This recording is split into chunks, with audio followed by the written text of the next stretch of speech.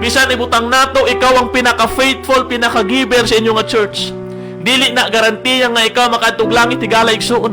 Kung dili ang tao makadto lamang langit, kung muagi siya diya kang Ginoong Jesucristo, hunahunahon nato nga kung kita maluwas pinaagi sa atong ayong binuhatan, kung kita maluwas pinaagi sa tuwang pagtuman sa pulo kasugo igala igsoon, bisag di na mamatay si Kristo dito sa krus, bisag di na siya magpalansang dito sa krus, bisag di na siya muantos dito sa krus, kaya man ay nato luwason ang atong kaugalingon.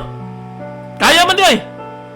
Apan igala igsoon, nakita sa Dios in Romans 3:23 ang tanan nga kasalaog na hilayo sa imaya sa Dios. Ang pangutana, unsa pa ba'y mabuhat nimo? Romans 3:10, walay matarong bisag usa. That's why ayaw pagbase sa imong binuhatan, ayaw pagbase sa imong kaugalingon, kay di na makaluwas nimo. Only Jesus can save us. Acts chapter 4 verse 12, walay laing ngalan nga gihatag sa silong sa langit nga ang tao makaagton og kaluwasan kundi pinaagi lamang sa ngalang Jesus.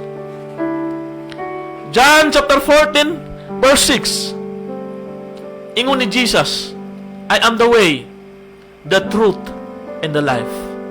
No man cometh unto the Father but by me. Ingon ni Jesus. Pagkaklaro sa giingon ni Jesus, siya mismo mingon nga walay makaadto samahan kung dili mo agi kanako. Then mubasi ka sa imong binuhatan kay gusto nimo makaadto samahan, kay gusto nimo makaadto sa langit, naningkamot ka pumuto man og pulo ka sugo, naningkamot ka aron ikaw maluwas.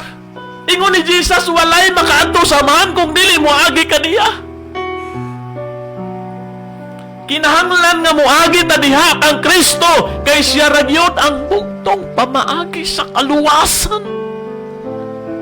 Si Jesus ragyod ang bugtong pamaagi sa kaluwasan. Ayaw ba siyang imong kaugalingon?